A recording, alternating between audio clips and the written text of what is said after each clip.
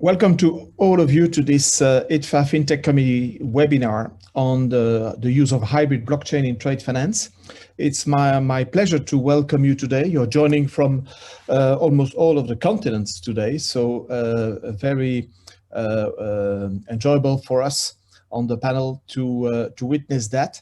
Welcome to all of you, whether it's your evening, morning, or your midday, as it is for us on the panel team. This is an educational webinar, as we like to do within ITFA, certainly on the fintech side, to introduce you to the use of a hybrid blockchain and particular use cases in trade finance. So we're going to look not only at, of course, at what hybrid blockchain is about, but also how trade finance can take advantage of this piece of technology and its hybrid nature around various use cases. And as we have discovered over the years within trade finance technology, the regulatory perspective is critical. So we're going to look also at what is expected from regulators in this area. As you know, my name is Andre Kasterman. I'm heading the fintech activities within ITFA, and I'd like to highlight our gold website sponsor, London Forfeiting. Just a bit of advert to our website sponsors, including also the silver sponsors, Sullivan and Willis Towers. Nothing to do with this webinar in particular, but definitely an opportunity for those of you to become sponsors of ITFA's website. With this, I'd like to introduce our three panelists today. Göran Almgren of Enigio, Atul Khekade of XinFin, and Peter Ken of CargoX. I have selected those three companies because indeed they're using blockchain in a way that is hybrid and across multiple use cases. So even more interesting to look at the breadth of opportunities for us on the trade finance side to take advantage of that technology. We're going to structure this webinar in the following parts. First, a look at a short introduction, then a deep dive into the different use cases, then some insights on what is required to grow adoption and how adoption will take place, and some call to action to finalize the session. As usual, feel free to use the Q&A box in order to submit your comments, questions potentially, and we will be happy to handle them on the fly. Just a bit of introduction from my side, because it took me some time to be attracted and convinced by this new technology, because I'm coming from the very traditional world of everything gets centralized, you know, Swift, Euroclear, hub platforms, cloud platforms, everything is centralized. And blockchain suggests another way to organize data sharing. And so I must admit, it took me years to be attracted by the technology. But when I started to discover some of our fintech members like Enigio, XinFin, about 2 years ago or 18 months ago, I started to see the light potentially in terms of how to add value into the very traditional world of payments, wholesale banking, trade finance. And what is most interesting these days is not what I think, but what the regulators think about it and how serious the regulators are around the use of blockchain across different use cases. And here, for instance, I copy some very recent news about the use of cryptocurrency, which is based on blockchain, and the future of payments from the OCC. Brian Brooks, who is an ex-employee of Coinbase, a cryptocurrency exchange, is now acting comptroller of the currency for the OCC. Very interesting work there, and we'll see with the new administration how this will evolve. But definitely the regulators, whether it's here on the US side with the OCC, or in Germany in capital markets with electronic securities, and Germany here in particular, also developments reported by the press, also very engaged to legalize the use of blockchain and the use of digital assets. So we all know that technologies are very advanced, and particularly in trade finance, but we also know that the regulators have a key role to play to unlock value from all of those new technologies, new ways of working, whether it's on blockchain or not. So that's why I want to highlight what is happening, just with a few examples, on the regulatory side, because that is going to be very important for us going forward. And it's my way to assess whether this technology has a chance to emerge and offer value in trade finance as regulators make it happen from a legal perspective, whilst technology players as Atul, Goran, and Peter make it happen on the technical side. With this, I'd like Atul to start to tell us his views about hybrid blockchain from the XinFin perspective. Hi everyone, this is Atul Khekade. We are ITFA members through XinFin. XinFin stands for Exchange Infinite, and it's almost a 4-year-old project now. And we've been, since the initial days, we've had exposure to Bitcoin and Ethereum, and it was just amazing. It kind of felt the way it was going to change the world back then. But coming from a very mainstream background, right? So I worked very closely on the core banking systems, whether it was Citibank, HSBC, or some of the other banks. Something didn't feel right at that time. And when we tried to approach the mainstream banks and financial institutions and enterprises on, look, this is how the technology is shaping up, this is how it's getting adoption. And this is how it works as a purely public network where you can verify everything. Everything is just everything can be public, can be known. You can know where the funds are going from this place to another. And when we took this architecture to enterprises, the first thing we heard is that this does not make sense. You guys are stupid. This is not something that we will adopt in any way. And it really started from there. Literally, getting the door shut on your face in the meeting. But as we started to show our resilience and kept working with the enterprises and banks and financial institutions, we kind of there was a notion about hybrid blockchains that was developing, because people knew enough that you need to have a decentralized trust, a network which can verify transactions, which can connect multiple entities together without any centralized control. But at the same time, as an enterprise or financial institution, you would want to keep, you cannot let go of your privacy or your sensitive information, because there's so much of regulations around data protection, and you're essentially working with your customers' data. So this is where we kind of devised, we architected a blueprint for what eventually, when enterprises start working with something like this, would look like.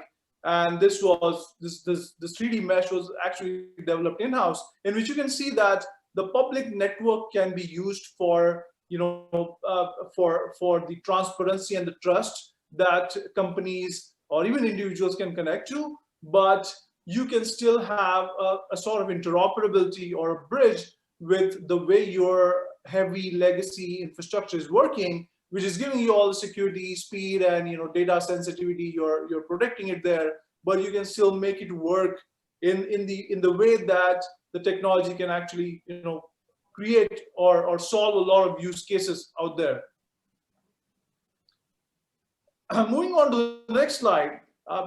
So how does it work, right? What are we really trying to achieve here? So one of the first things that people notice on the public blockchains is that everything is public. So you can verify a transaction. You can see that, okay, the money has gone from one address to another, and with decent amount of analysis on these transactions, you can pretty much know everything. And that can be a good thing, and that can be a bad thing as well. So in a good way, this is what brings trust together, that you can actually verify a transaction publicly, and the network runs 24/7 without any central authority. It runs across borders, and it has its own the scalability, the network effect that it brings together. But when two enterprises are trying to work together on that network, what you're essentially doing is you're generating an offline hash of your transaction or your sensitive data and putting it on the public network, so that,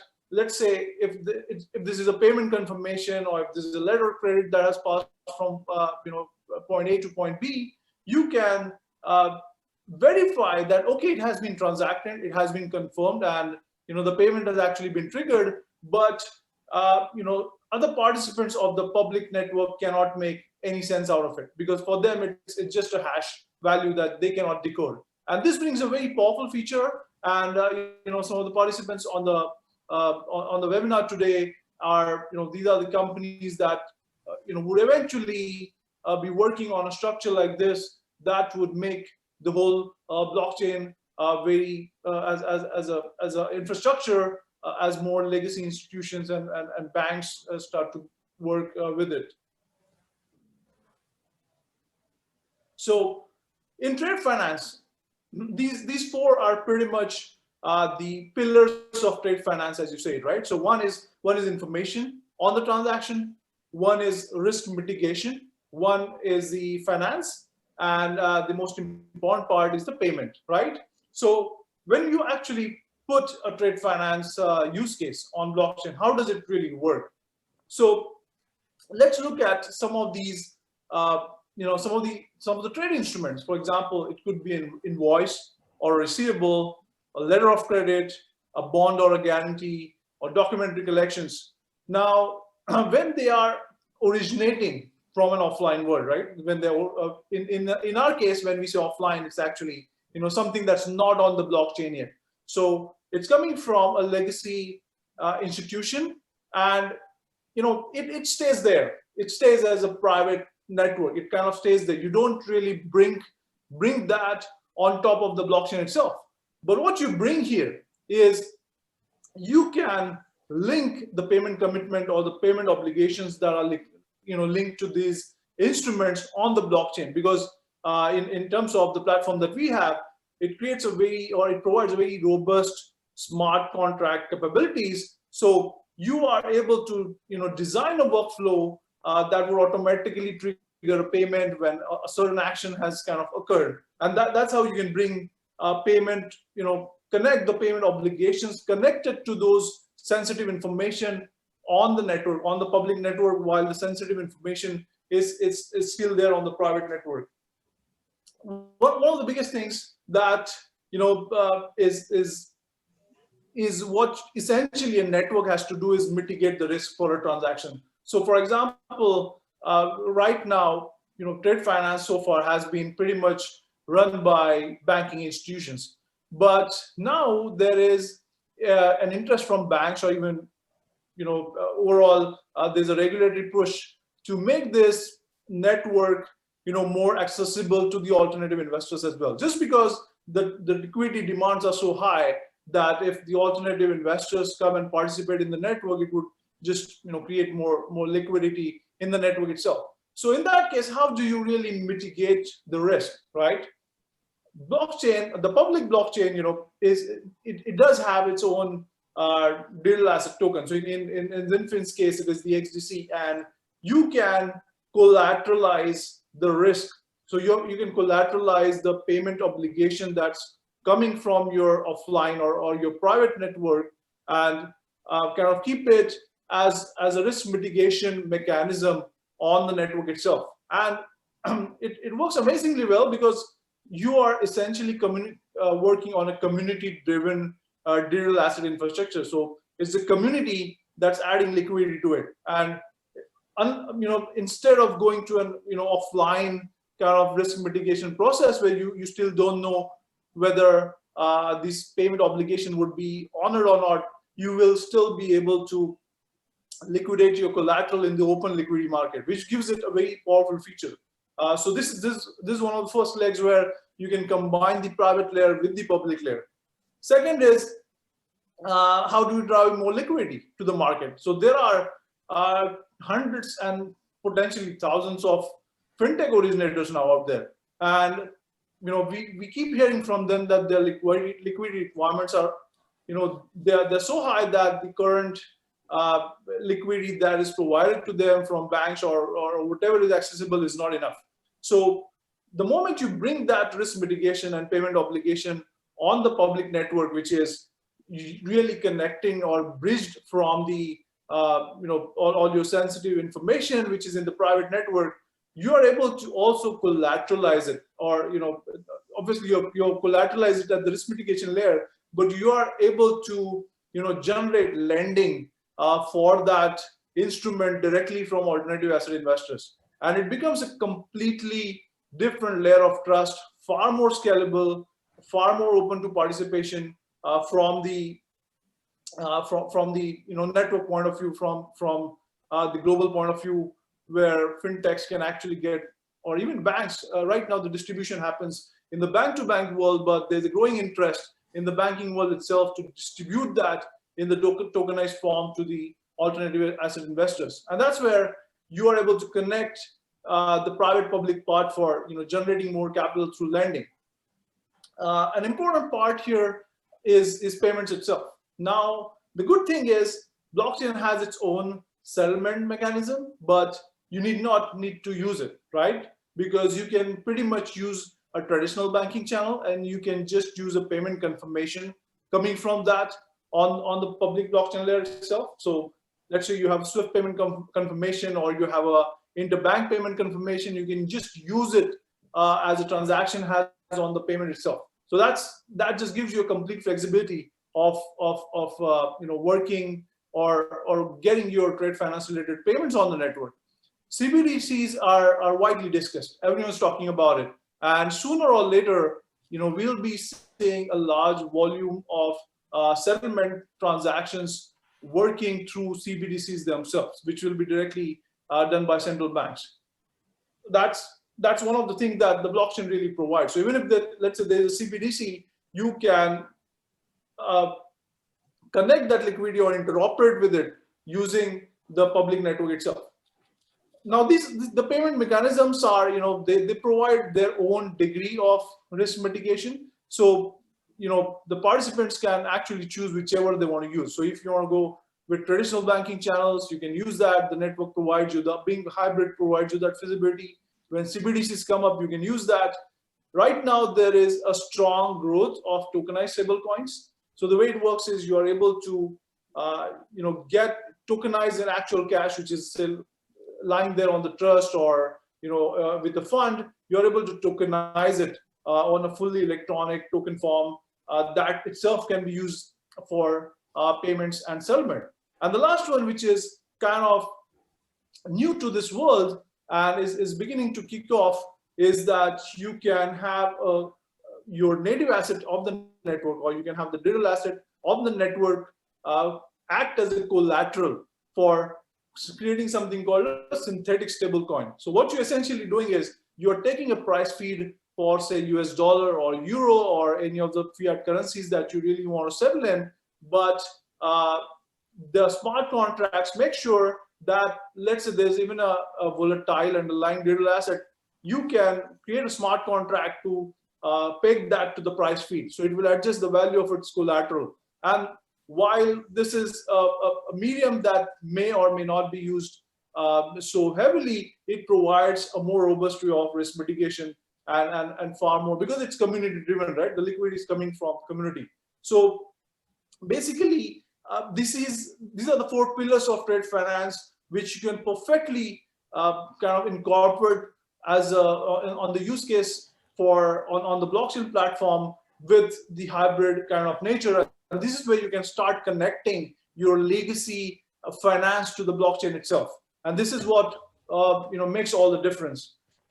Okay, so very interesting to see that what we mean by hybrid is that what needs to remain private is indeed kept private, potentially on a private blockchain or in any other form that the financial institutions need to secure. And through tokenization, the public information actually doesn't mean anything to the one who gets it, because you need the keys to decipher it, to decrypt it. But the public layer means that you have a shared ledger for anyone to use in order to check the status of those tokens. I suggest we now move on with Göran to some of the use cases. Göran, Peter, and yourself, Atul, because you already have covered quite a number of use cases, but we're going to dig deeper into some of those, and taking into account that we are here talking to financial institutions, and that data privacy is, of course, not only one priority, but potentially the top priority here. So moving on, going back to Atul for a particular use case on how the XDC hybrid blockchain is used. Thanks, Andre. Thanks, Göran, for that wonderful slides. So, in our case, what we're really doing is, we are looking to connect the alternative investors out there in the market, and there's a huge growth of the private credit and alternative asset investors who would now ideally want to participate in the trade instruments related to the corporate or SME finance, which otherwise was only restricted to the banking world.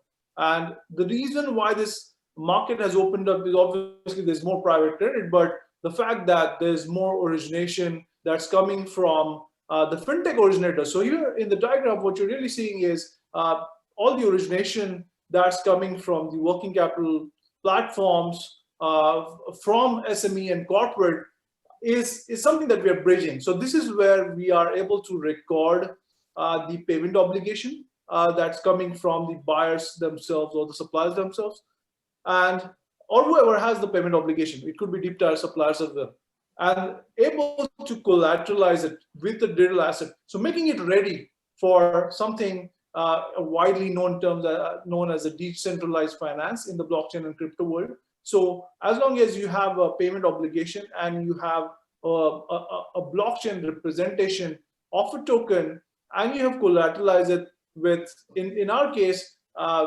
XDC as a network or as a digital asset was in fact created because it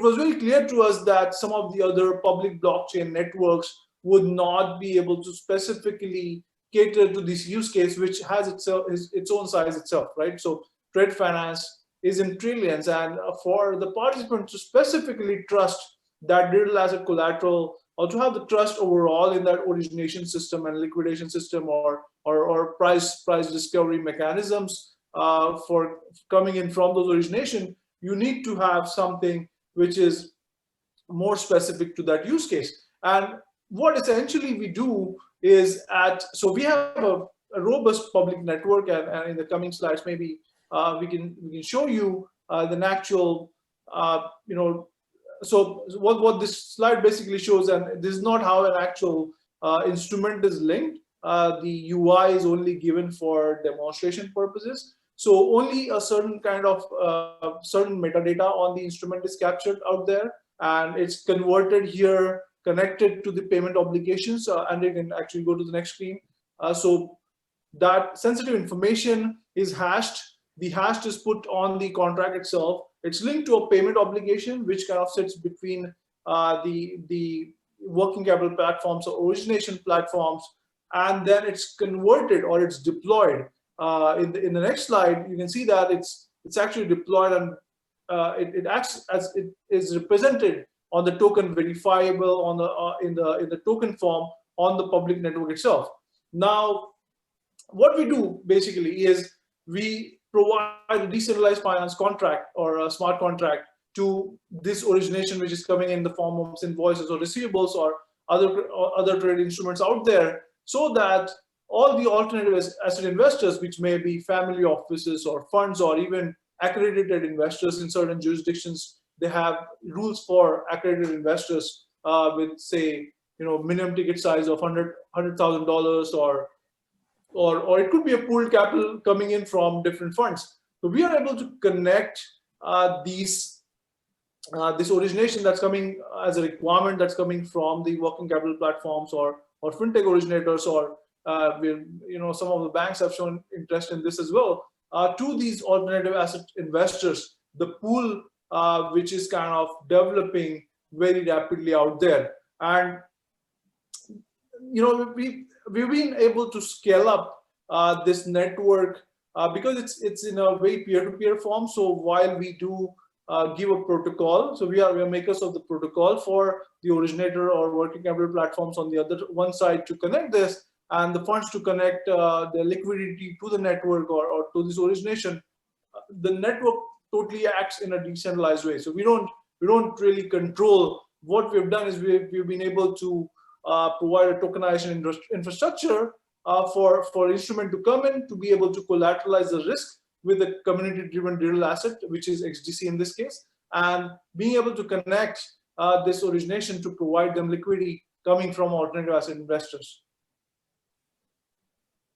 So here too, we see an image of the public version, the public DLT, which is showing hashes. And of course, the person accessing this data has no clue about the content of the transactions, because if you don't have the private keys. So similar concept as what Göran explained in terms of using the public DLT to avoid people to be a member of any private system. They can access this information, but the information cannot be used unless they get the keys from their counterparties. Okay, thank you very much, Atul.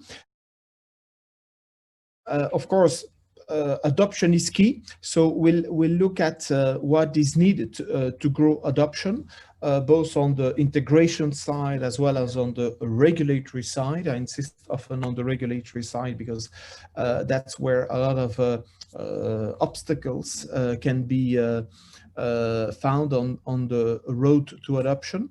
So Atul, on your side, how do you see adoption taking place? Yeah, so in terms of blockchain as a network, right, a public network, we've been live now, and it will be almost 2 years since we were live, and we are really a second generation blockchain out there. There is a good number of participation. There are almost 132 master nodes who are running this network. The transaction fees are sorry, we are like third generation. I was kind of covered up on the screen, but there are almost close to 20,000 community members who are transacting. The transactions are happening, and they are happening at a fraction of a cost. The transaction finality kind of is very interoperable with what the legacy world kind of processes. So we have a 2-second transaction finality on the XDC network. The speed throughput has been tested at 2000 TPS, but we've been able to stretch it to 20,000 or 30,000 depending on some of the configuration changes. And to even highlight what we've been able to put this on the table here. I think is it in the next slide? Yeah, so we've been able to get an actual transaction here, right? So this is an actual transaction where you can see the value. I think this is related to an invoice, and you can see here the value is 200,000 XDC, which is close to 1254 US dollars. And this is probably an actual invoice, so you cannot verify anything from the transaction itself. You just know that this transaction has happened. The transaction fee is incredibly low. So this is what we've really worked on. There was a talk on first or second generation blockchains where the fees and processing times are high, but you can see that the transaction fee is billions of a dollar literally, which shows that the network that we have live has immense scalability. And on top of that, we have some of the initial fintech originators that have already started to connect to the network and draw liquidity. So Validus is one where we already started transaction. funding societies is being integrated. And both these originators are regulated entities in Singapore, where we are able to connect the liquidity coming in from alternative asset investors, record the payment obligations, collateralize that risk with XDC backed synthetic stablecoin, and provide them or connect them with that liquidity. If you're able to open the page above just for a second, if it is possible, the TradFinex markets, it shows that the market, the link on top is, can you open that by any chance, or it's okay if it's not open?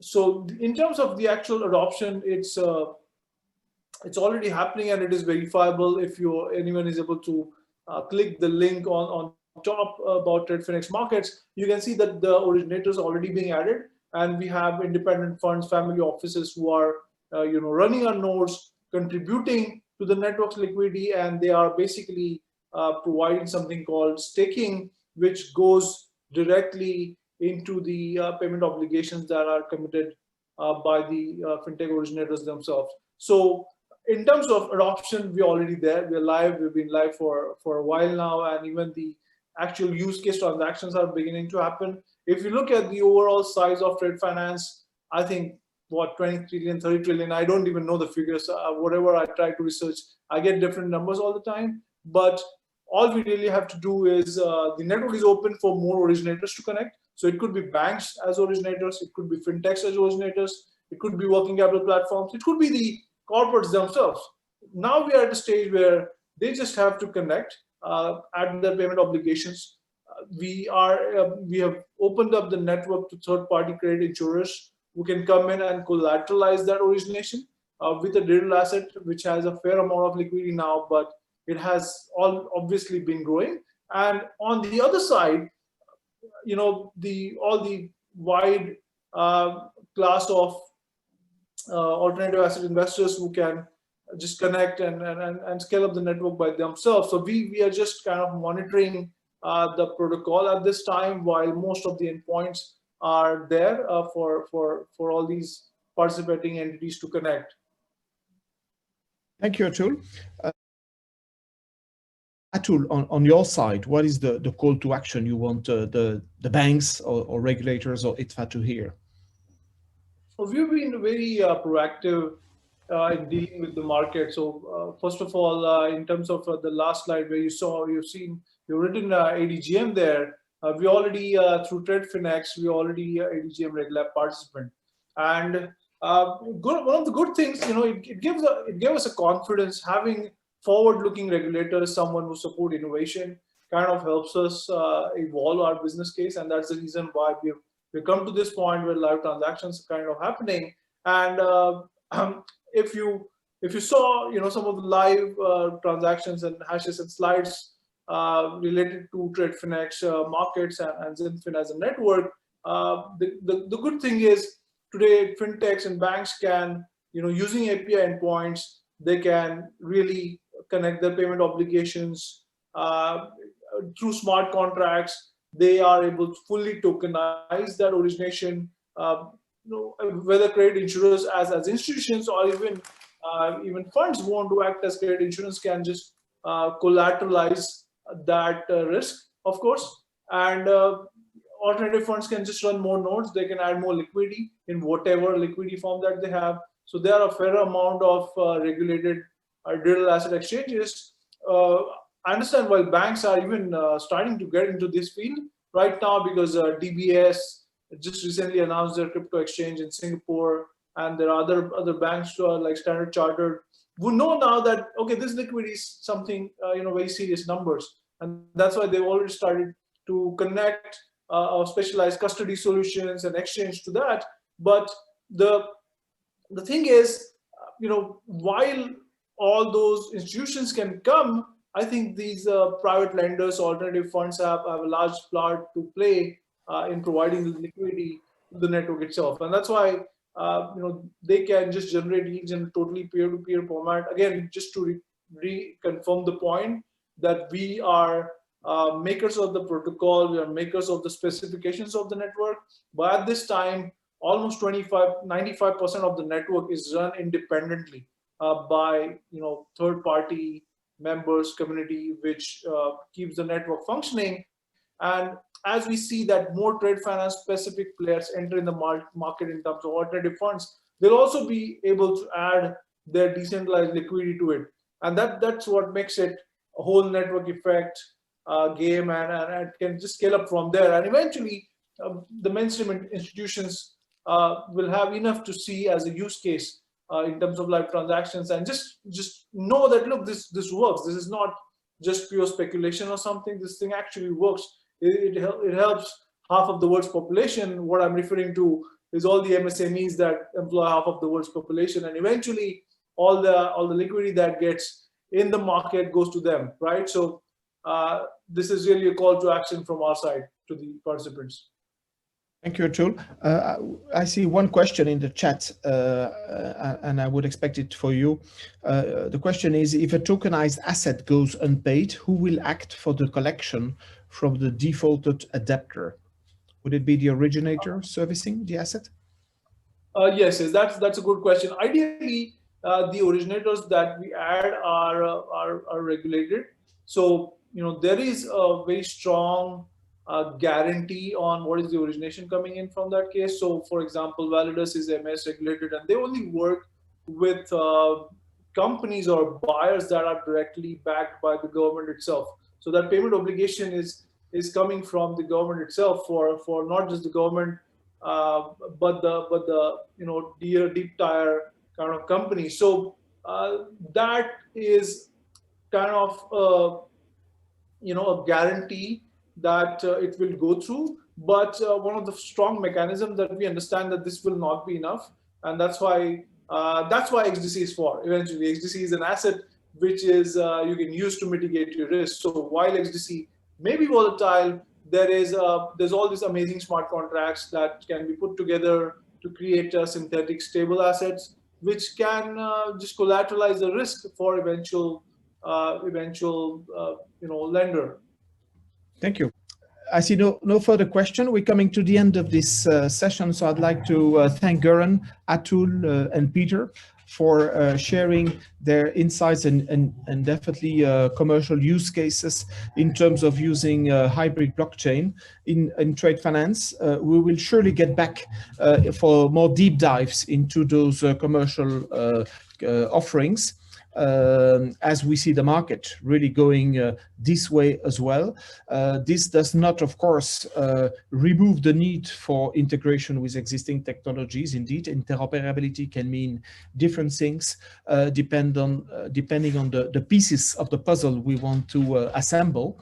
So, and definitely also on the regulatory side, we continue to work with various regulators and with the banks who are talking to those regulators to recognize those virtual assets and the new technology capabilities into the laws when applicable, certainly for negotiable instruments. And today we released the ITFA newsletter of January, where we have provided an update, a status update, a wrap-up report on our regulatory advocacy activities. You can find it in your inbox, or tell us if you didn't receive the newsletter. Will add you to the distribution list. So thank you again, Goran, Atul, Peter, and thank you to all of you for joining us today. And we're looking forward to talking to you very soon on yet another episode of the FinTech webinars. Have a good day.